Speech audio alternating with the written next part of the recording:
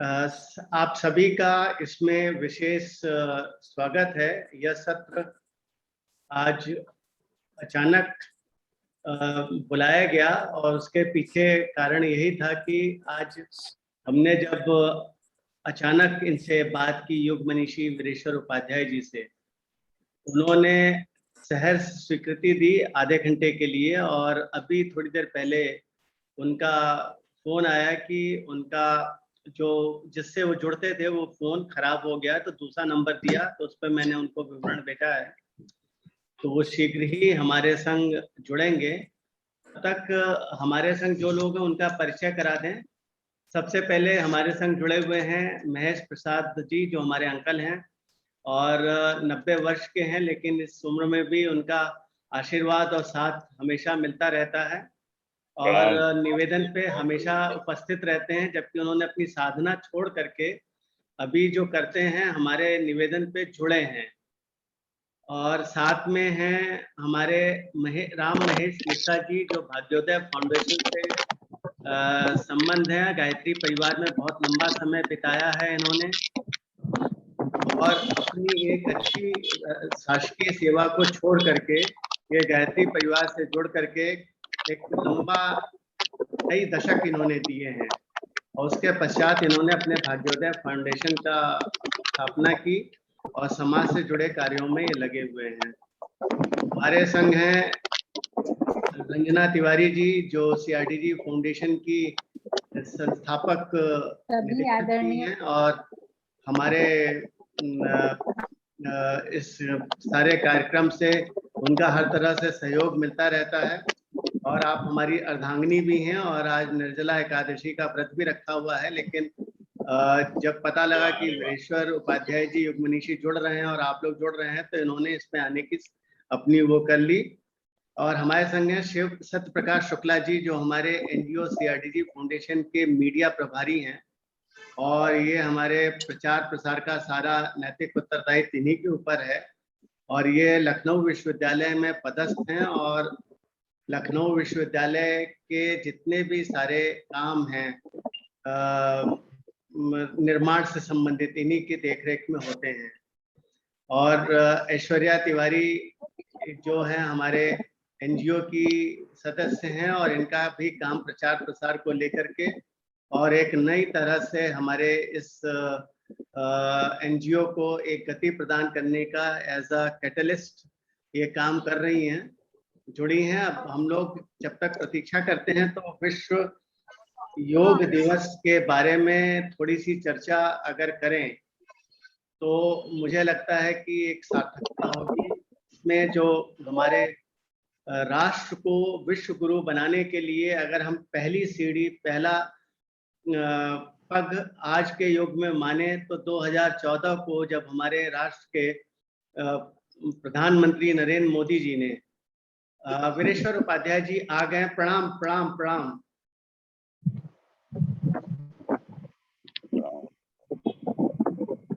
अभी उनकी वाणी लगता है कि नहीं आई है, कनेक्शन कर रहे थे।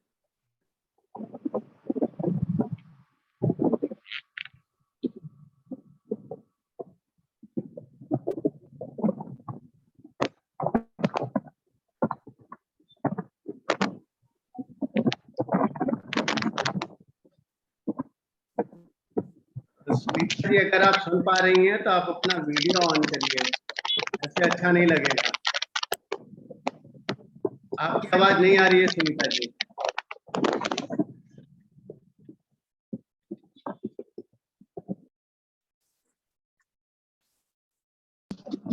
प्रणाम भाई साहब। भाई साहब एक्चुअली में है ना, प्रणाम। अब आवाज आ रही है, बहुत धीमी गति से आ रही है, इसलिए वीडियो मुझे लगता ठीक नहीं रहेगा।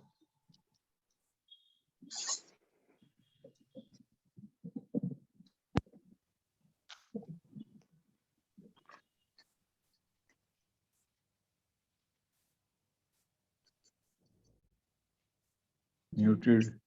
Microphone is. सभी लोग इसमें। आप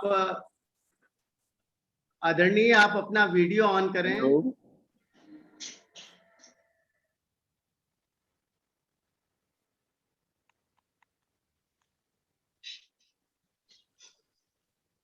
हाँ, आपकी आवाज आ सकती है, लेकिन वीडियो भी आपसे निवेदन है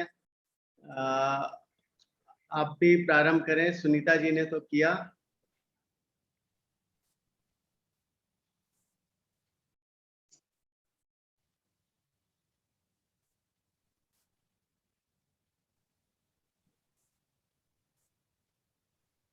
प्रणाम।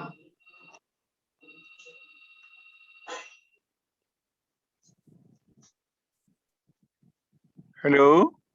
हाँ, आपकी आवाज आ रही है, आपका वीडियो ऑन नहीं है आदरणीय। वीडियो हो नहीं रहा क्या?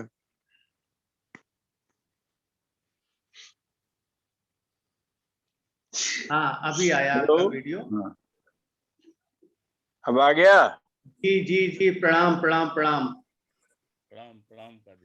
प्रणाम। हेलो। हम सबका सादर प्रणाम। राम महेश मिश्र प्रणाम प्रणाम साहब। करता हूँ श्रद्धेय। युक्ति शुक्ला प्रणाम करता हूँ। सादर प्रणाम। नमस्कार साहब। अब मैं वाह साहब, आपको राम पूरे महेश जी भी आ लोगों गए। का, इसमें सभी लोगों का आपको मैं जी जी। परिचय देता हूँ आदरणीय। आप सबको देख पाएंगे अभी।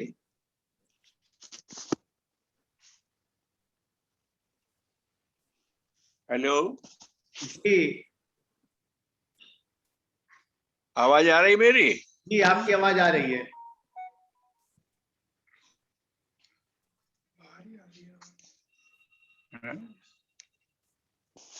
वॉल्यूम फुल है।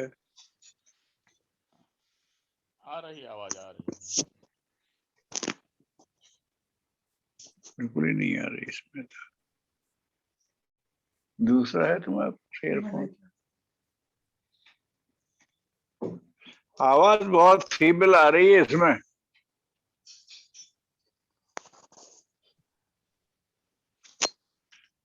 हेलो। आपकी आवाज आ रही है, तो कैमरा हिल रहा है थोड़ा सा। आवाज आपकी आ रही है, बहुत कमजोर आ रही, कान से लगाना पड़ता है। ठीक है, मैं ईयरफोन मंगाया है, देखता हूँ, ट्राई करता हूँ।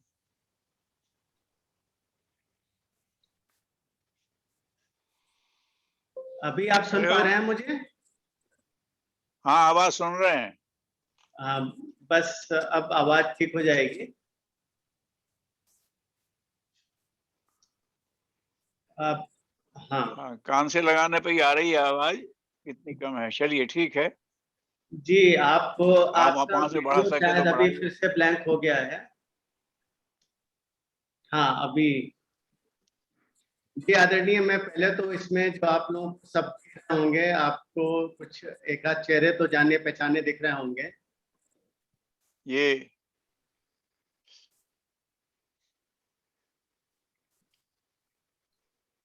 अभी और चेहरे अपीयर नहीं हुए।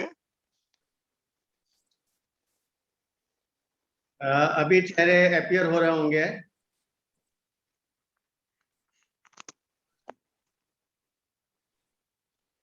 हेलो। आपको चेहरे दिखने शुरू हो गए होंगे स्क्रीन पे। आवाज आ रही है? जी जी जी हेलो। जी, आपकी आवाज आ रही है। उनकी बहुत कम आ रही है। आपकी आवाज बहुत कम आ रही है। मेरी आवाज अभी आ रही है? ईयरफोन लगाने पे भी नहीं आ रही। सुन पा रहे हैं सब लोग? सुन पा रहे हैं बाकी लोग? बिल्कुल हाँ, बिल्कुल हम सुन लोगों पा को रहे तो आ रही है। सबको आ बिल्कुल रही अच्छी है, आवाज आपकी आ रही आवाज आ रही है। मैं जी साहब। हेलो। उपाध्याय जी, आप एक बार अपनी वॉल्यूम बढ़ाइएगा फोन की, शायद वो कहीं कम तो नहीं हो गई। मेरे तो साउंड फुल पे है। अच्छा, फिर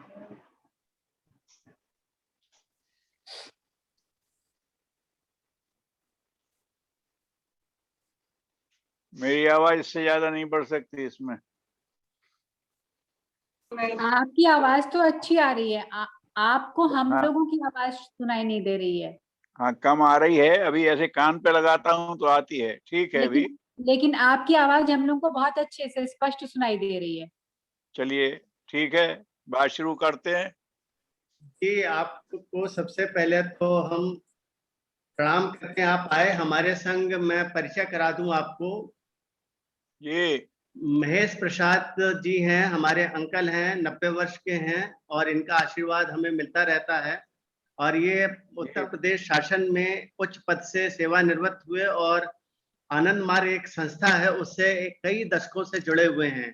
विगत लगभग 6 दशकों से जुड़े हुए हैं और सतत साधना करते हैं नियम से, प्रातः और सायं, सुबह और शाम दोनों समय ये साधना अवश्य करते हैं। और उनका नियम है, आपका नाम सुना तो आज उन्होंने अपनी साधना स्थगित करके इस कार्यक्रम के लिए जुड़े।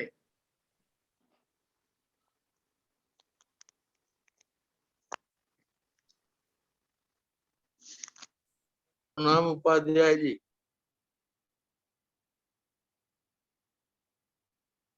उनको अंकल हम लोग की आवाज सुनाई नहीं दे रही है।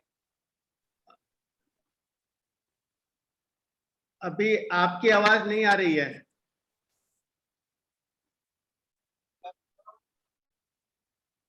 कम हो गया होगा, इनकमिंग वाला जो लगता है तब गया होगा। हो गया उसमें। अब आ रही है मेरी आवाज? जी जी आ गई। ठीक है, बोलिए। तो महेश प्रसाद जी कुछ कहना चाह रहे थे। ये नहीं, कुछ नहीं, मैं प्रणाम करना चाह रहा था। प्रणाम सर, सबको और नमस्कार, फिर हमारे प्रणाम। संग हैं, आप जानते हैं उनको, राम महेश मिश्रा जी, जो उन्हें मैं जानता आपके हूँ। संग एक बहुत लंबा समय उन्होंने व्यतीत किया है। और जब मैंने बताया तो वो तुरंत अपना सारा कार्य छोड़ करके हमारे संग जुड़ गए। और सुनीता शर्मा जी पटियाला से भी, जिनको कि आप जानते हैं कई दशकों से आपके संग जुड़ी हुई हैं, वो भी हमारे संग जुड़ गई। और साथ में है रंजना तिवारी, जो हमारे एनजीओ सीआरडीजी फाउंडेशन की संस्थापक निदेशक हैं और इनका हमेशा हर चीज में सहयोग मिलता रहता है। और आज निर्जला एकादशी होने के बाद भी आपका नाम सुनकर ये तुरंत इससे जुड़ गई। वाह वाह वाह, अच्छी साधना है। और हमारे संग हैं, भूख प्यास को जीत लिया है। अच्छा, ये निर्जला बस प्रयास है। और हमारे संग हैं सत्य प्रकाश शुक्ला जी, जो कि लखनऊ विश्वविद्यालय में कार्यरत हैं। हमारे एनजीओ के प्रचार प्रसार का काम इन्हीं के पास है और ये देखते रहते हैं। और ऐश्वर्या तिवारी, आपने कई कार्यक्रमों में इनको देखा होगा, जुड़ी रहती हैं, प्रश्न भी पूछे थे। ये मेरी पुत्री हैं और हमारे एनजीओ की से जुड़ी रहती हैं, अपना खुद का कार्य भी करती हैं। उनके चेहरे नहीं दिखाई दे रहे हैं। सबके चेहरे आप अगर देखेंगे तो दिखाई देंगे। मोबाइल पे मैंने सबका चेहरा ऑन कर दिया है। अच्छा, मोबाइल पे अगर आप आगे बढ़ाएंगे स्क्रीन को तो सबके चेहरे आगे दिख जाएंगे। बढ़ाते चलें। हाँ जी, नीचे जो डॉट डॉट डॉट दिख रहे हैं उसमें बढ़ाएंगे तो आपको 2 स्क्रीन में सब चेहरे दिख जाएंगे। अच्छा,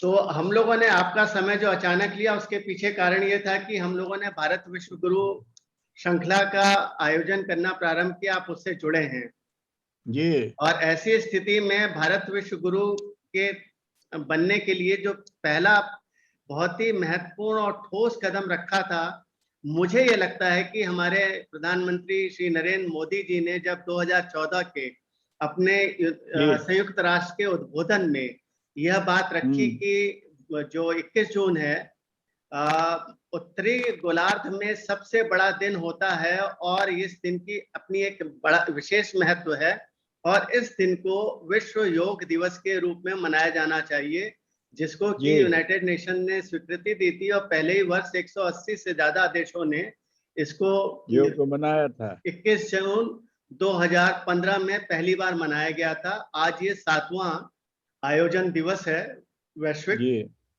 तो हमने कहा कि ऐसी अनूठी उसमें आपका जो गायत्री परिवार है इन सब कार्यों को करने में लगा रहता है और आपकी एक छोटी सी वीडियो आई थी जिसमें आपने इसके ऊपर बात की थी।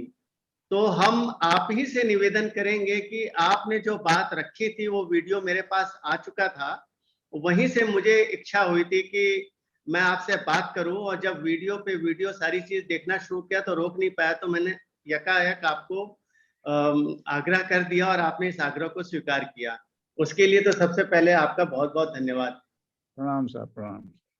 अब आप अपने विचारों को जो भारत विश्व गुरु के तरफ हम जो एक अपने कदमों को रख रहे हैं उसमें गति प्रदान करने के लिए योग और वेद, कहे कि योग के बारे में एक चीज कही जाती है, आपकी अनुमति से मैं कहना चाहता हूं, यह शारीरिक, मानसिक और आध्यात्मिक तीनों शक्तियों के संयोजन का कार्य करता है, जोड़ने का कार्य करता है। तो ये एक महत्वपूर्ण अंग है भारत को विश्व गुरु बनाने के लिए। और इसी से अगर हम अपने सारी शिक्षाओं विधाओं को अगर जोड़ें और जोड़ करके देखें तो हमें एक नया स्वरूप देखने को मिल सकता है।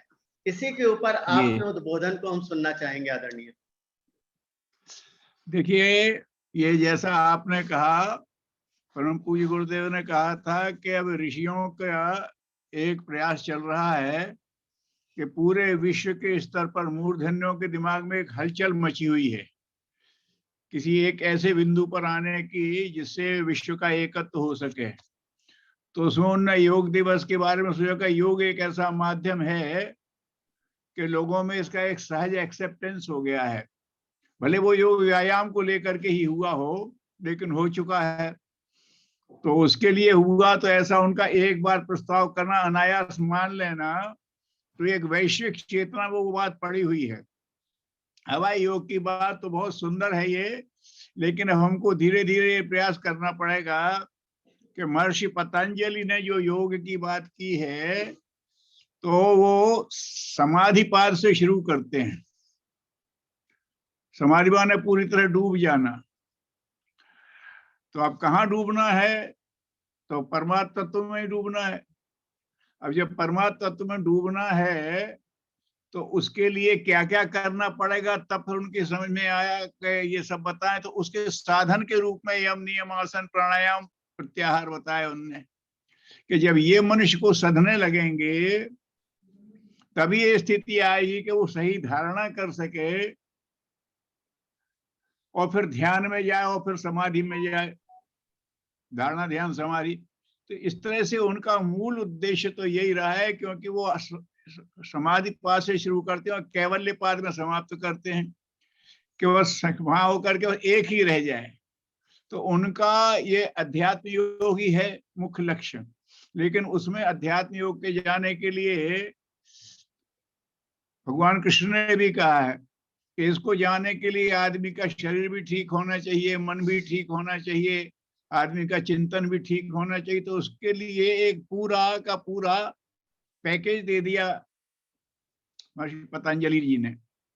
तो अब हम लोगों की ड्यूटी ये बन जाती है कि जो लोग सिर्फ काय के योग की बात कर रहे हैं, अब उनको धीरे धीरे काय के योग से स्वास्थ्य के साथ फिर ये जोड़ा जाए कि अब इसको हम मन के साथ कैसे योग करें, बुद्धि के साथ कैसे योग करें, चेतना के साथ कैसे योग करें। तो ये क्रमशः धीरे धीरे उनको सुझाना पड़ेगा। और जैसे बच्चों को वो टूटा फूटा भी करते हैं तो बड़े लोग ताली बजा के कहते हैं वाह वाह, बहुत अच्छा, बहुत अच्छा। तो वो इस दिशा में जो करें तो हम उनको बराबर प्रोत्साहित करते रहना पड़ेगा उस अभिभावक की भूमिका में। योग के देखा जाए तो वो तो विरासत में तो हमारी है, हम लोगों को उदारता से दे रहे हैं, अच्छी बात है। तो अब योग को शारीरिक योग से समग्र योग की ओर धीरे धीरे खिसकाने की जरूरत है, ऐसा मेरा विचार है। और चूंकि इसी को लेके हम और वेद को बनाए और किसी को बनाए, उपासना पद्धतियों को बनाए, तो उसमें वो उतनी एकात्मता नहीं बन रही है जितनी योग में बन चुकी है। तो हम योग के माध्यम से ही जगत गुरु का जो योग है, विषय योग का, इधर हम आसानी से बढ़ सकते हैं, ऐसा मेरा विचार है। अब आप लोग इस संदर्भ में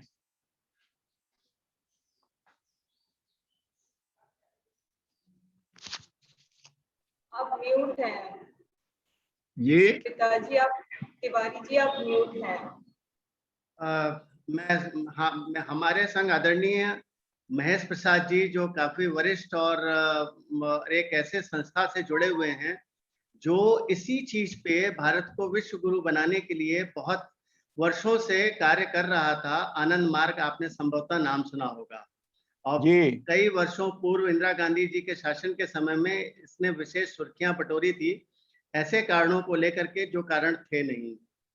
और वहाँ पे जो आनंद मूर्ति जी थे, उन्होंने भी कई किताबें और चीजें लिखी, उसी को लेकर के आपने भी बहुत पुस्तकों की लेखन कार्य किया है, जिसपे कि प्राकृतिक चिकित्सा वगैरह बहुत सी चीजों पे उन्होंने अपनी पुस्तक लिखी है।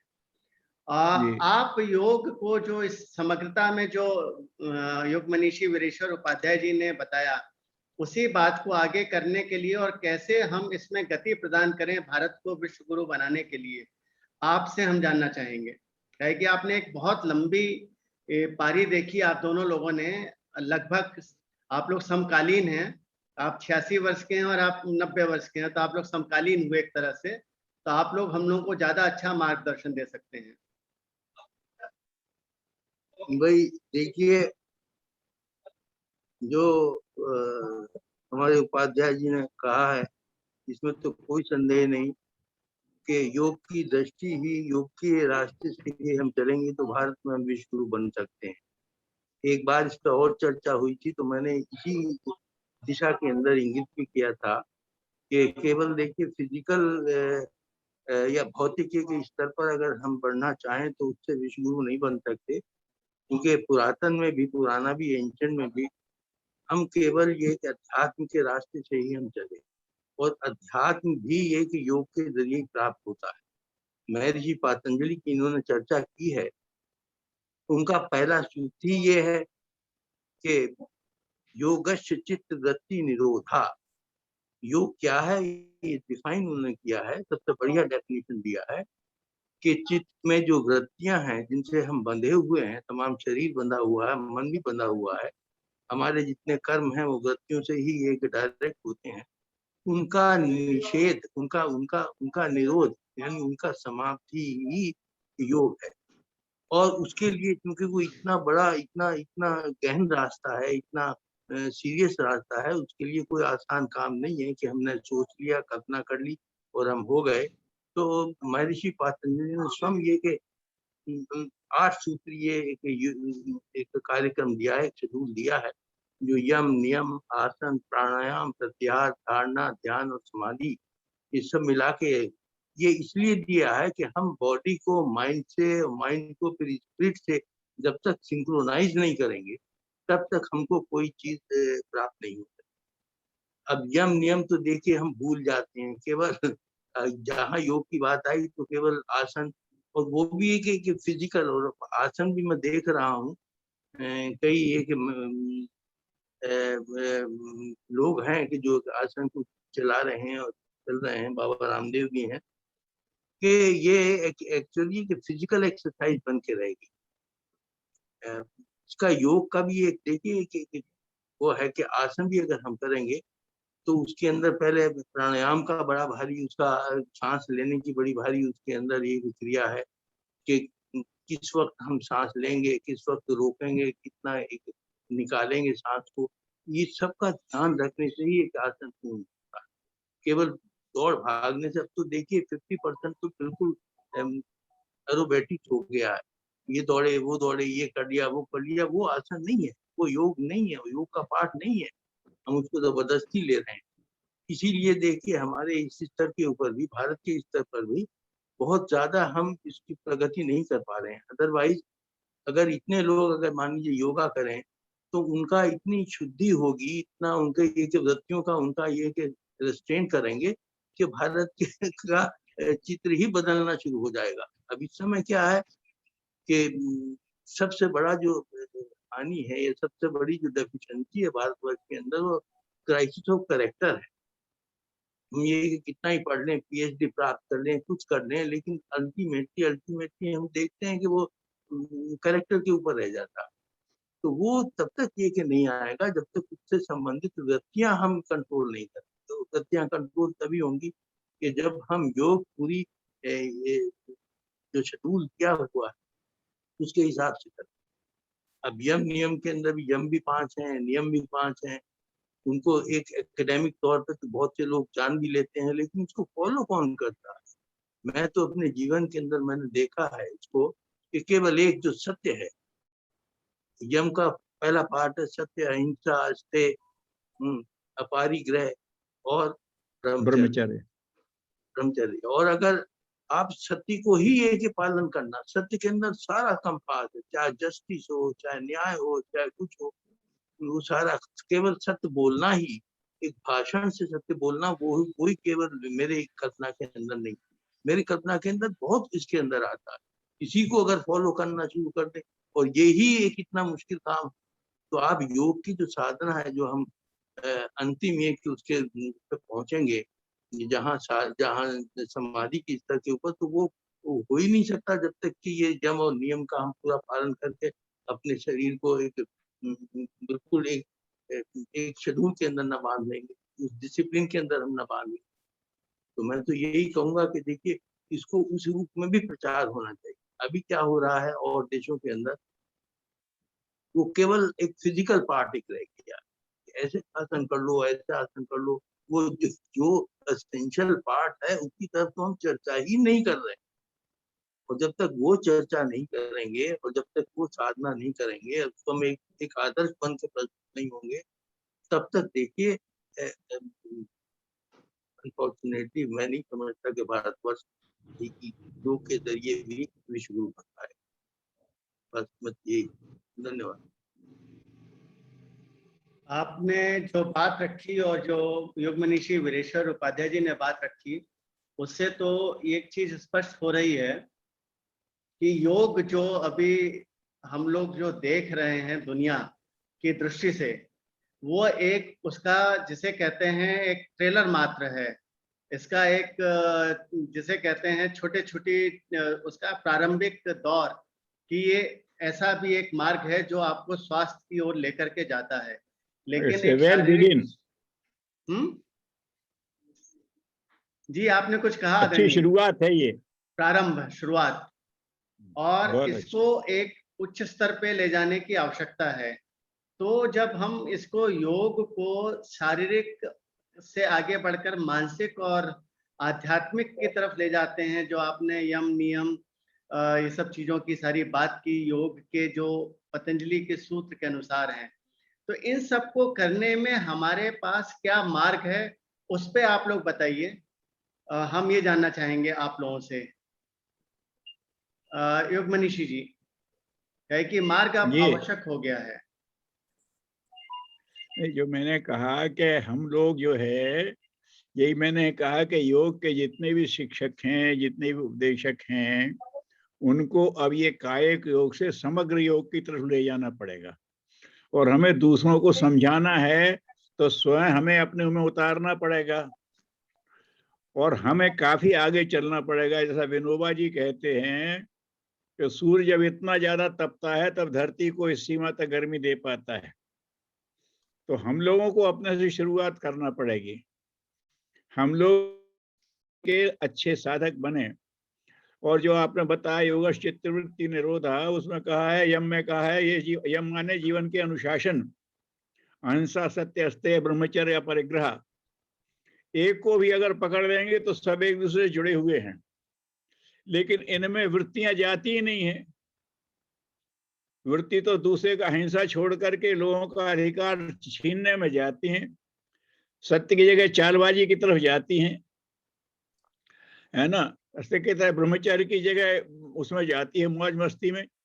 तो चित्त की वृत्तियों को निरोध करेंगे, जब हमारा उन पर नियंत्रण हो जाएगा तब उसे विषयों से खींच के हम इसमें लगा सकेंगे।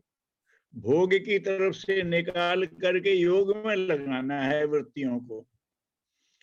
तो ये 5 यम जो हैं, अहिंसा, सत्य, अस्तेय, ब्रह्मचर्य, अपरिग्रह, इसका अभ्यास करना पड़ेगा जीवन में। और फिर लोगों को ये बताना पड़ेगा कि आप जो जा रहे हैं आसन के बाद, फिर आप सीधे ध्यान में जा रहे हैं, और इसीलिए ध्यान में आपके वो गहराई नहीं आ पा रही है, क्योंकि चित्त की वृत्तियों का निरोध हुआ ही नहीं, और वो यम नियम के बगैर होगा नहीं। यम कहती है अनुशासन को, नियम तो आप सब जानते हैं। यम नियम जो है, अब वो भी देखिए कि नियम माने जिसको रोज किया जाए और उसमें रोज प्रगति हो तो ही वो नियम है, नहीं तो नियम है काहे के लिए। It should be regular and should be progressive. अब उसमें अगर हम जाते हैं तो नियम के अंतर्गत आता है शौच, संतोष, तप, स्वाध्याय, ईश्वर प्रणिधान। अब शौच रोज हम करते हैं, एक सीमा तक करते हैं, तो शरीर शौच पे तो ध्यान दिया है, लेकिन मना शौच पे ध्यान नहीं दिया है। तो शौच की समग्र साधना की तरफ हम जाएं, है ना। शौच, संतोष, संतोष ये मिल जाएगा तो वो मिल जाएगा, यहाँ सोचते हैं संतोष, वस्तु पे आधारित संतोष है ही नहीं, वो हमारे अंदर की एक स्थिति है। हमें प्रभु ने जो दे दिया उस पे हम संतुष्ट हैं। अब प्रभु जैसा चाहे वैसा उपयोग करा ले, यहाँ से शुरुआत होती है संतोष की। हम बाहर खोजते हैं संतोष को, तो मिलने वाला नहीं है। तो अहिंसा, सत्य, ये शौच, संतोष, तप। और तप ये है कि सही दिशा में हमें, जिस हमें लक्ष्य की ओर चलना है, तो उसमें जो हमें मेहनत पड़ती है, कठिनाइयां आती हैं, उसमें हम रस लें। खिलाड़ी को खेलना है तो वो पसीना बहाने में रस लेता है। अगर संगीत सीखना है तो वो घंटों बैठे रहने में उसमें रस लेता है। तो इतनी देर तप करेगा तभी मिलेगा, यूं थोड़ी है कि हमने छुआ और हमको मिल गया, चंचु प्रवेश से थोड़ी मिलेगा। तो अगर गहराई में उतरना है तो तब जरूर है। और स्वाध्याय, क्योंकि इस मार्ग पर जो बढ़े हैं उनसे हम सीखें, एक अर्थ में वो स्वाध्याय है। जो अचीव पर्सन्स हैं, रियलाइज्ड हैं, जिनने पाया, उनसे हम सीखें, एक वो स्वाध्याय। और फिर स्व में उतारना स्वाध्याय, जो पुस्तक का अध्याय वो हमारे जीवन का अध्याय बने। स्वाध्याय, स्वाध्याय। और इसके सब के लिए अगर हमारी प्रयास कमजोर पड़ते हैं तो शक्ति कौन देगा? तो परमात्मा देगा। वो चाहता है कि हम सब प्रगति करें, हम योग पर जाएं, हम सब उससे जुड़ जाएं। परमात्मा चाहता है कि हम सब अपने अंदर उसके लिए योग जगा लें। गीता भगवान ने कहा है, मैं चाहता हूं कि तुम सब अपने लिए विकसित हो जाओ, तुम मुझे अपने अंदर जागृत कर लो। गीता में भगवान ने कहा है, मैं तैयार बैठा हूं। तो ईश्वर प्रणिधान हम नियमित करें। और किस भाव से करें? भगवान जी ये दे दीजिए, वो दे दीजिए, वो ईश्वर प्रणिधान है ही नहीं। उसको समर्पित होने को प्रणिधान कहते हैं, पूरी तरह से धारण करने को कहते हैं। कामना है तब तक ईश्वर को नहीं कहोगे। हमारा इष्ट, अगर हम भगवान से कुछ मांगते हैं तो हमारा इष्ट भगवान नहीं है, जो हम मांग रहे हैं वो हमारा इष्ट है। और जब ये कामनाएं मिट जाएं तब भगवान इष्ट बनेगा। कुछ नहीं चाहिए प्रभु, आप चाहिए, आप ही से सब चाहिए। जो कुछ देना होगा आप देना, और जो दिया उससे हम संतुष्ट हैं। तो इस तरह की साधना हमारे योग के शिक्षकों, साधकों को करनी चाहिए। और फिर धीरे धीरे, जैसे मैंने कहा कि वो हमारे लिए तो ये सहज है, हम भले जीवन में ला पा रहे हों, लेकिन हम इसको जानते भी, इसका महत्व भी समझ रहे हैं। हम कितने गए ये बात अलग बात है, लेकिन उनके लिए तो ये बात एकदम नहीं है। मैंने कहा कि उनको धीरे धीरे करके देखो, ये करके देखो, तब आपको पता पड़ेगा। क्योंकि पतंजलि जी ने ये कहा है, तो ये सीढ़ियां हैं, हम आपकी मदद करते हैं। और फिर जब वो थोड़ा सा भी प्रयास करें तो उनको बैकअप किया जाए, ऐसे धीरे धीरे बढ़ाया जाए। ये बिल्कुल जैसे कहा जाए कि एक कला है अविकसित को विकसित करने की। तो योग का की प्रतिष्ठा तो हो गई है, अब योग की उपयोगिता बढ़ानी है, तो उस पर हमें धीरे धीरे प्रयास करना पड़ेगा, ऐसा मेरा विचार है। और हम सब लोग उस पर बार बार चर्चा करें और ये देखें कि जो भी हमसे योग के नाते जुड़े हैं, हम धीरे धीरे कैसे ले जाएं उधर को। बस यही निवेदन है। आपने बाकी बहुत और अच्छी बात रखी बंधु है। लोग क्या चाहते हैं बोलें। महेश प्रसाद जी, आप भी काफी समय से साधना से जुड़े हुए हैं, और मेरे को आपकी एक बात आज भी याद है। आपने मुझसे जब कहा था कि तुम योग करते हो, मॉर्निंग एक्सरसाइज करते हो, तो क्या स्नान के पश्चात करते हो? नहीं तो स्नान किया करो। जबकि मैं काफी प्रातः चला जाता हूँ। तो आपका ये आदेशात्मक पूरा बात थी कि नहीं, कितने बजे भी जाना है, स्नान के पश्चात ही जाना है। मैं बाकी सब लोगों के लिए भी ये चीज आपसे ही जानना चाहूंगा, ऐसा क्यों है? कि मैंने उसके अपने लाभ देखे, लेकिन औरों को आप बताएंगे तो उसका लाभ अलग होगा।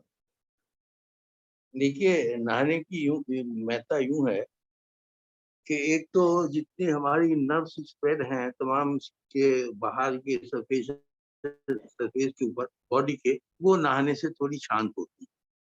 अच्छा, दूसरा इसका ये है कि जब हम एक्सरसाइज करते हैं, आसन स्पेशली जब करते हैं, तो इनके नीचे सिबेकियस ग्लैंड्स होते हैं।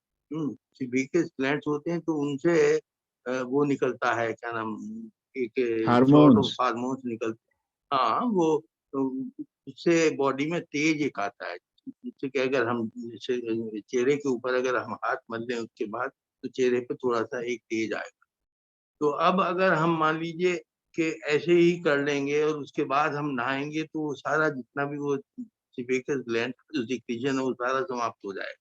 या ये है कि उसका ये होगा, जो निकलेगा तो वो जितनी भी आपकी गंदी है सरफेस पे स्किन के ऊपर, उससे मिक्स हो जाएगा, उससे कोई लाभ नहीं होगा बल्कि नुकसान ही होगा। तो इसलिए ये योगा करने से पहले स्नान का इसलिए इम्पोर्टेंट।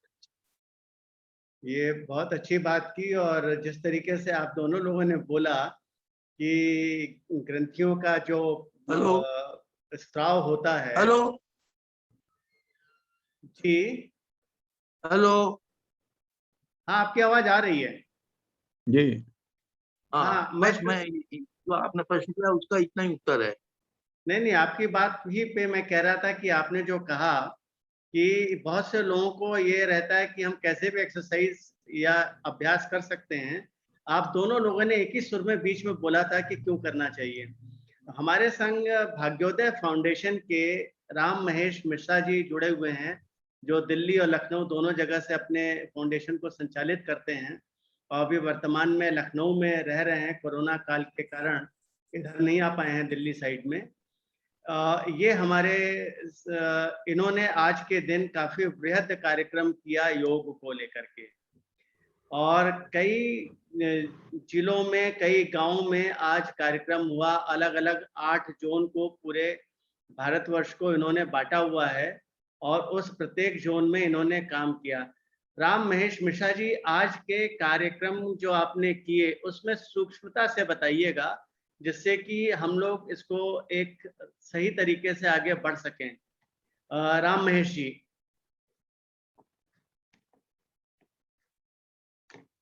आपका ऑडियो बंद है, आपका ऑडियो बंद है आदरणीय। हाँ हाँ, धन्यवाद धन्यवाद भैया। तो सादर प्रणाम विशेष रूप से श्रद्धेय श्री महेश प्रसाद बाबू जी को, और परम आदरणीय श्री माननीय श्री उपाध्याय जी को, और सभी स्वजनों का अभिनंदन अभिवादन। आदरणीय अरविंद तिवारी जी ने अपेक्षा करी कि आज हमने एक वीडियो जारी किया, वही भाई साहब ने लगता है सुना होगा, को सुनने के बाद उन्होंने जिज्ञासा करी है। गुरुवर पूज्यवर आचार्य श्री राम शर्मा जी का शिष्य हूं, और पहली बार हमने वहीं पर शांति कुंज में 5 दिवसीय सत्र 80 और 90 के दशक में हमने किया था। तब पहली बार योग का प्रशिक्षण वहां प्राप्त किया था।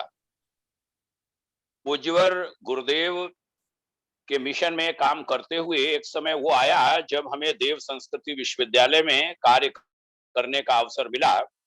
वहां हमने संयुक्त निदेशक के पद पर सेवा करते हुए कुछ साहित्य की भी रचना की थी, कुछ पत्र पत्रिकाओं की। एक पत्रिका का संपादन करते हुए हमने यह पता करने की कोशिश करी थी कि गुरुवर आचार्य श्री राम शर्मा जी ने योग के बारे में कहां कहां पर कब कब क्या क्या लिखा है। वहां की फाइल में एक सूची होगी, मेरे पास तो नहीं है, बाद में हम वहां से इधर चले आए थे। गुरुदेव ने 100 से ज्यादा पुस्तकों में योग की चर्चा की है। उनकी जो 3000 की पुस्तकें, 3000 लगभग पुस्तकें हैं, उनमें से तो बहुत बड़ा काम उसका हुआ। धीरे धीरे कार्य आगे बढ़ा। अभी पिछले बरस 2020 में हमें विश्व हिंदू परिषद का एक आनुषंगिक संगठन है एकल विद्यालय का, और एकल विद्यालय से जुड़ा एक योग का कार्यक्रम है, एकल योग आरोग्य योजना। उसमें राष्ट्रीय वरिष्ठ उपाध्यक्ष के नाते हमें काम करने का अवसर इधर मिल रहा है। जिसकी चर्चा माननीय तिवारी जी कर रहे थे कि पूरे देश को 8 भागों में बांटा गया और 1 लाख गांवों में 1 लाख गांवों में आज एक साथ 8 बजे से 9:30 बजे तक योग की गतिविधियां चलाई गईं, जिनमें स्वाभाविक रूप से ग्रामीण बालक बालिकाओं, युवक युवतियों और ग्रामीण जनों को भागीदार बनाया गया और यह क्रम निरंतर जारी है। वहां पर लोकल कार्यकर्ताओं को योग का प्रशिक्षण देकर उनको ट्रेनर बनाया गया है। हमने आज एक मांग भी भारत सरकार और राज्य सरकारों से की है कि योगाचार्य भारी संख्या में तैयार हुए हैं। हमारा देव संस्कृति विश्वविद्यालय शांति कुंज हरिद्वार हो या गुरुकुल कांगड़ी विश्वविद्यालय हरिद्वार अथवा उत्तराखंड संस्कृत विश्वविद्यालय या भारत सरकार का मोरारजी देसाई राष्ट्रीय योग संस्थान और उसके मार्गदर्शन में काम कर रहे विभिन्न महाविद्यालय और विद्यालय योग के, वह भारी संख्या में योग आचार्यों का उत्पादन कर रहे हैं और अच्छे अच्छे योग गुरु तैयार हो रहे हैं। एमएससी, एमए, पीएचडी, हमारे स्वयं संपर्क में 1000 से ज्यादा योग के आचार्य हैं। हमारे सामने जो विद्यार्थी पढ़े थे देव संस्कृति विश्वविद्यालय में विशेष रूप से वह और अन्य भी जगहों के, उनकी एक बड़ी शिकायत इस समय जो योग विज्ञान की गहराइयां हैं उनके बारे में हमने 2 वरिष्ठ जनों से बहुत गंभीर गहरी बातें सुनी हैं। यहां मैं जोड़ना चाहूंगा कि अगर योग को विकसित करना है, योग विज्ञान का विस्तार बहुत अच्छे से करना है, तो हमें उन योगाचार्यों के रोजगार पर भी ध्यान देना होगा। इस ओर हम इस वेबिनार में ध्यान आकर्षित कर रहे हैं, आपका, आपके माध्यम से समाज का और सरकार का भी। हमने आज एक 12 मिनट का वीडियो जारी कर भारत सरकार के शिक्षा मंत्रालय से, आयुष विभाग से यह आग्रह किया है, विशेष रूप से शिक्षा मंत्रालय से और राज्यों के शिक्षा विभागों से, कि योग के नियमित पद बनाए जाएं और बहुत भारी संख्या में रोजगार युवाओं को दिया जा सकता है और ये पात्र लोग हैं।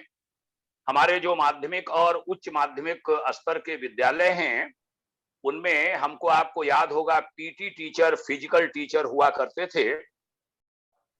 वह पद भारी संख्या में खाली पड़े हैं। रिटायर हुए लोग, उसके बाद उन पदों को भरा नहीं गया, उनको सृजित करने की भी आवश्यकता नहीं है, केवल एक रूपांतरित कर देने की जरूरत है कि फिजिकल टीचर वाले पद को योग टीचर कहा जाएगा। इतने भर से पद क्रिएट हैं, वित्तीय प्रावधान हैं, यहां से भी शुरुआत की जा सकती है, ऐसा हमने आज मांग करी है। और वह वीडियो हमने माननीय प्रधानमंत्री जी, आयुष मंत्री जी, माननीय शिक्षा मंत्री जी, भारत सरकार, राज्यों के मुख्यमंत्रियों, राज्यपालों, सबको भेजा है, राज्यपालों को कुलाधिपति के नाते, और उनको ट्वीट करके डायरेक्ट भी भेजा है। यह बात आज अवसर मिला, मैंने सोचा आपसे कहूं। एकल योग आरोग्य योजना में हमें सौभाग्य मिला है जुड़ने का, वहां से भी भारी संख्या में काम हो रहा है और वह जमीनी स्तर पर काम हो रहा है। इसमें हम आप सब आगे बढ़ें मिलकर के, हमें लगता है कुछ बड़े काम हो सकते हैं। शारीरिक, मानसिक और आत्मिक विकास का सशक्त माध्यम जो योग है, जिसकी अभी चर्चा भी हुई, तीनों स्वास्थ्य के लिए, शारीरिक, मानसिक और आध्यात्मिक, उसके लिए बहुत गहराई लाने की आवश्यकता निसंदेह पड़ेगी। हम सब काम करेंगे।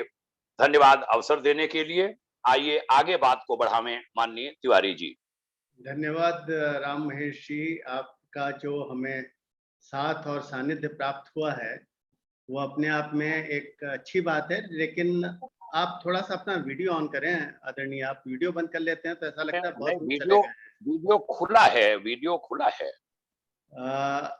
अच्छा, ऐसा है कि जो आपकी बात को हमारे संग योग मनीषी जी हैं और महेश प्रसाद जी चले गए, कहे कि वो साधना बीच में छोड़ करके योग मनीषी जी का नाम सुन करके चले आए थे। और वो अपनी साधना को भंग नहीं करते हैं, लेकिन उन्होंने थोड़े समय के लिए स्थगित करके वापस चले गए। और रन्ना तिवारी जी भी कहे कि आज निर्जला एकादशी है तो पाठ में लगती हैं, तो इस समय पूजन का समय था, चली गई हैं। मैं आपको आगे की बात रखता हूँ। जो आपने बात रखी थी, मैंने वीडियो सुना था, उसमें 2-3 चीजें आती हैं। योग शिक्षकों को जब हम रखने की बात करते हैं तो उससे साथ साथ आवश्यक है शिक्षा की स्तर की। तो मैं इस वीडियो के माध्यम से आप सभी लोगों की अनुमति से ये भी निवेदन भारत सरकार से, शिक्षा मंत्रालय से और सभी संबंधित लोगों से निवेदन करना चाहता हूं कि आज से और अभी से हमारे राष्ट्र के हित के लिए शिक्षकों की भर्ती योग्यता के अनुसार होनी चाहिए और उनका वेतनमान सर्वोच्च होना चाहिए, वो सर्वोच्च शिखर पे होने चाहिए। जब तक शिक्षकों को वो सम्मान नहीं दिया जाएगा और वो प्रजातंत्र और लोकतंत्र के जो नौकरशाह हैं, उनके नीचे जब तक ये कार्य करते रहेंगे, तब तक यह शिक्षा की पद्धति हम कितना भी प्रयास करें और कुछ भी करें, वह प्रयास उन शिक्षकों के लिए एक ऐसी स्थिति बन जाती है कि जहां वो इन नौकरशाहों के चक्कर में, उनके फेर में पड़ करके उसी फेर में पिस जाते हैं। कभी इलेक्शन की ड्यूटी तो कभी किसी चीज की ड्यूटी। वो इस कार्य के लिए नहीं बने, वो राष्ट्र का मार्गदर्शन के लिए हैं। तो वहां पे उन्हीं शिक्षकों की नियुक्ति होनी चाहिए जो हर तरह से समर्थ हैं, मानसिक और बौद्धिक और आध्यात्मिक रूप से। क्या कि गुरु की एक जो परंपरा है, जो मैं देख पाता हूँ जब से मैं संपर्क में आया हूँ आदरणीय आपके योग मनीषी जी, मैं तो बिल्कुल आपको देख करके इतना साधारण जीवन और इस तरीके से आप व्यतीत करके लोगों को जिस तरीके की बातें, और अभी जो आपने तमिलनाडु चैप्टर में जो बच्चों के संग जो आपने अपने अभिभाषण दिए या वार्ता की, वो अपने आप में वो कुछ क्षण मैं भूल नहीं पा रहा हूँ। और उन क्षणों को जब जब मैं देखता हूँ तो वापस यही लगता है कि कहीं ना कहीं शिक्षा पद्धति में दोष है। योग शिक्षक भी जब हम वहां भेजेंगे, वो उसी शिक्षा पद्धति के शिकार बन जाएंगे और वो अपना कार्य उस तरीके से नहीं निष्पादित कर पाएंगे जो हम और आप चाह रहे हैं। और इसकी चर्चा हम लोगों ने एक वेबिनार में भी की थी, जिसमें मनोज दीक्षित जी, क्यों सत्यप्रकाश जी, मनोज दीक्षित जी थे ना उसमें, जो वाइस चांसलर रह चुके थे भारत की सबसे बड़ी दूसरे नंबर के विश्वविद्यालय राम मनोहर लोहिया ना, जी राम मनोहर लोहिया, अयोध्या में। और उन्होंने 4 गुरुकुलों की स्थापना भी की हुई है। उनका भी यही मानना है व्यक्तिगत रूप से कि ये जो शिक्षा पद्धति को प्रशासन तंत्र से, नौकरशाही से मुक्त रखना होगा, उसके ऊपर लाना पड़ेगा। और जब तक ये नहीं होगा तब तक हमारा ये जो प्रयास है शिक्षा के क्षेत्र में, जो कि हर चीज की एक मूल है, जड़ है, हमें उसको पाने में बहुत ही एक ऐसी तपस्या करनी पड़ेगी जो भगीरथ तपस्या से भी बड़ी तपस्या मुझे दिख रही है। और उस भगीरथ तपस्या को अगर हमें वाकई सार्थक बनाना है तो शिक्षा के क्षेत्र में अलग तरह से सोचना होगा, जिसमें कि योग एक महत्वपूर्ण कर सकता है। और राम महेश जी, जो आपने बात की, आपकी अनुमति से मैं कहना चाहता हूं कि आपने उनकी नियुक्ति की तो बात की, लेकिन नियुक्ति से अधिक महत्वपूर्ण है योग जो शिक्षक है। अगर संपूर्णता में जो 2 लोगों ने बात की, योग मनीषी जी ने और महेश प्रसाद जी ने, ये स्पष्ट है, जो भी मैं समझ पाया, योग सिर्फ शारीरिक क्रिया का एक हिस्सा नहीं है, वो मानसिक और आध्यात्मिक। जब मानसिक और आध्यात्मिक पे एक योग गुरु आता है तो जितने और शिक्षक हैं उनको चुनौतियां लगने लगती हैं कि वो मेरे अधिकार क्षेत्र में, मेरे कार्य क्षेत्र में आ रहा है, क्योंकि वेद और वेदांग अपने आप में इतने सशक्त हैं कि उसके समस्त जो जितने भी अन्य विधाएं हैं वो नतमस्तक हो जाती हैं, वो अपने को बौना महसूस करते हैं। उसका एक छोटा सा उदाहरण मेरे संग बीच में करीब 1.5 साल पहले हुआ था। तब से मैंने इसको समझने का प्रयास प्रारंभ किया है और अभी भी समझने का ही प्रयास कर रहा हूं। तो इस चीज को अगर आगे बढ़ाना हो योग मनीषी जी, तो आप ये बताइए कि आपका सहयोग किस तरह से प्राप्त हो सकता है, क्योंकि ये चुनौतियां आप अपने यहाँ पे भी, अपने विश्वविद्यालय में भी इसको आए दिन देखते होंगे। सरकारी तंत्र के दखल को कि आप ऐसे ऐसे लोगों को भी नियुक्त करें, तो इसको कैसे भारतीय स्तर पे सबसे पहले इससे मुक्ति पाई जाए, उसके लिए क्या प्रयास होने चाहिए? देखिए, अभी हमारे यहाँ कुछ अभी नौकरी की मानसिकता लोगों की जा नहीं रही है। बड़े बड़े MBA करने वाले भी किसी की नौकरी करके फिर उसके लिए मैनेजमेंट करना चाहते हैं, स्वयं एक इलाका पकड़ के मैनेजमेंट नहीं करना चाहते। अगर वो किसी कंपनी में करेंगे तो वो 1 करोड़ उसको अगर कमा के देंगे तो 10 लाख का पैकेज दे देगा, लेकिन 9 लाख तो उसको जाएंगे। और अगर वो समाज में ही इस प्रयोग को शुरू कर दें तो 10 लाख की जगह से 15 लाख खोल लें और 85 लाख समाज के लिए लग जाएगा। तो ये जो है नौकरी की मानसिकता से निकल करके अपने को स्वावलंबी मानते हुए आगे कदम बढ़ाने की जरूरत है। ऐसे अगर हमारे योग शिक्षक खड़े नहीं होंगे तो भी बात बनेगी नहीं। ये तो है कि वो समग्र योग की तरफ ध्यान दें। अभी बात ये चल रही है कि बात सिर्फ शारीरिक उससे बनेगी नहीं, तो सबसे पहली तपस्या हमें ही करना है। जैसे अभी तिवारी जी कह रहे थे, हमें ये तपस्या करना है कि अपने योग के जितने भी शिक्षक तैयार हैं उनको, और ये देखिए कि सरकारी तंत्र तो जैसा है वैसा है। अभी नई शिक्षा नीति में बहुत कुछ आए हैं वो बातें, अब वो लागू होते होते जब लागू होंगी तब होगा। लेकिन जैसे आप लोगों के कई संगठन ऐसे काम कर रहे हैं जिसने सीधे अप्रोच किया, हमारा भी संगठन है, बनी रहे शिक्षा। हमने अपनी भारतीय संस्कृत ज्ञान परीक्षा चलाई, सब कर रहे हैं। उससे हम लोगों के अंदर धीरे धीरे वो भारतीय संस्कृत के सूत्र डालने की कोशिश कर रहे हैं विद्यार्थी के अंतर्गत। भारतीय संस्कृत ज्ञान परीक्षा चलती है, अभी तो कोरोना काल में बंद हो गई, नहीं तो उसको वो जा रही थी बोर्ड में, जितने होते उससे भी 2 गुना 3 गुनी संख्या हमारी हो गई थी। 50 लाख तक लोग बैठ रहे थे उसमें, और सब वॉलंटरी ढंग से हो रहा था काम, सिर्फ साहित्य जो देते उसकी फीस ले रहे थे। तो ऐसे सीधे हमारे जो लोक सेवी हैं, सीधे शिक्षण संस्थानों से संपर्क करें, उनके जो मैनेजमेंट बॉडीज है उनसे बात करें, उनके जो प्रिंसिपल्स हैं, प्रधानाचार्य हैं, उनसे बात करें और उनसे कह दें कि हमारे आपके लिए सप्ताह में 1 दिन 1 घंटा चाहिए, आपके सप्ताह में 1 दिन 1 घंटा चाहिए। और उसमें जाकर के कहना शुरू करें, उसी में से जो बच्चे प्रभावित होना शुरू करें उनका भी एक मंडल बना दें, ग्रुप बना दें, अच्छा अब तुम मिल करके इस काम को करो।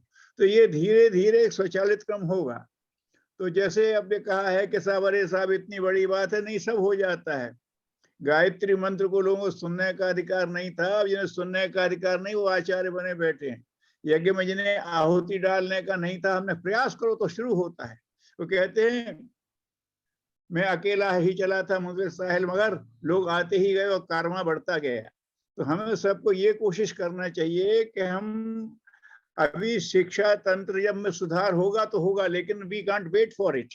हम तो अपना एक प्रयास ऐसा शुरू कर दें कि जहां पहले से लोगों के अंदर एक रिसेप्टिविटी है, ऐसे लोगों को पकड़ें, ऐसे स्कूल्स को पकड़ें, ऐसी यूनिवर्सिटीज को निकलें, और हम देखेंगे कि उसमें इतने वो हैं कि उसी से हमारा जितना समय तो उसी में खप जाएगा। शिक्षा का बहुत तंत्र है, लेकिन जिनमें पहले से टेंडेंसी है उनके लिए हम काम करेंगे तो उससे एक हवा बनेगी, और जो हवा बनेगी तो फिर और लोग उसके साथ में आएंगे।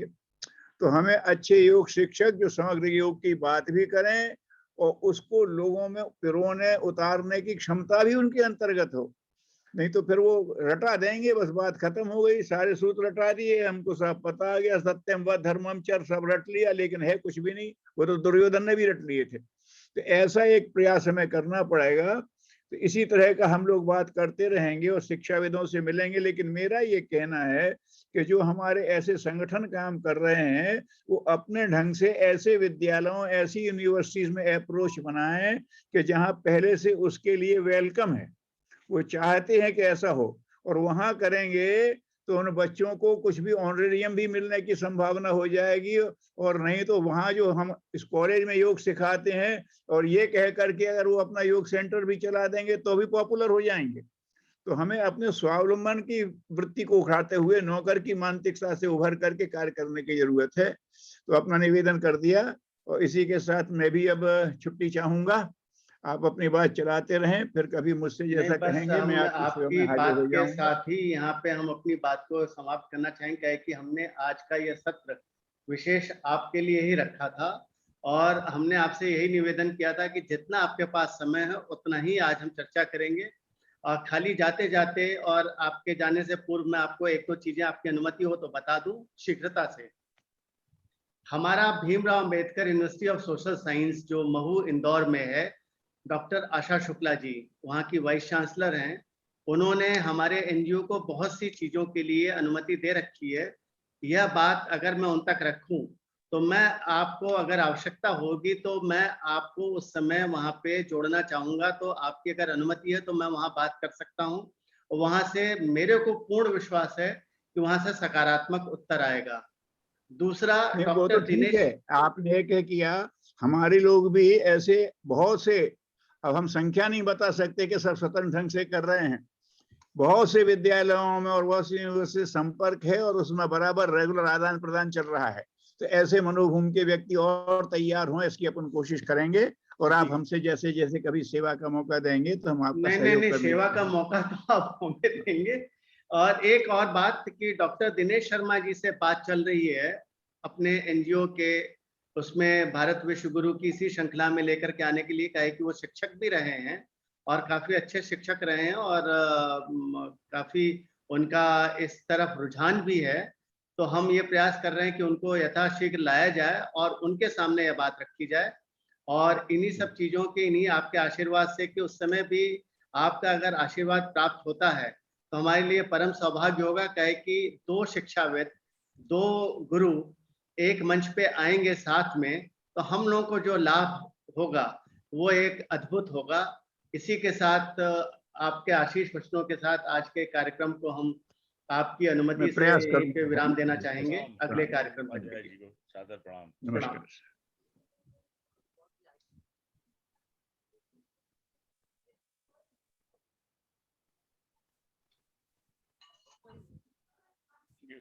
प्रणाम।